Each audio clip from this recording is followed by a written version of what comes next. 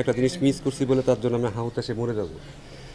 আমি কালকে বাঁচবো না মরবো সেটা আমি জানি না, বাট ভবিষ্যৎ নিয়ে আসলে চিন্তা না করে আমার মনে হয় আমার কারেন্ট আমার পজিশন যেটা যেটা আছে, যেটা আমি সবচেয়ে বেস্ট করতে পারি, আমি এখানে ভালো ক্রিকেট খেলতে পারি, আমার খেলাটা ইমপ্রুভ করতে পারি, যেন আমরা ডেভেলপ করতে পারি as a T twenty team.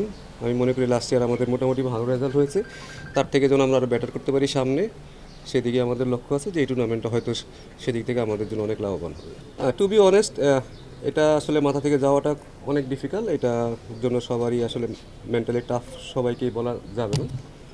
এটা হতাশা কাটানোটাও আসলে মুশকিল, বাট দিন শেষে আমি যেটা বললাম যে দিন শেষে আপনি যদি এটা নিয়ে পড়ে থাকেন, আপনি আসলে আপনার ক্ষতি ছাড়া আসলে অন্য কিছু করতেছেন না।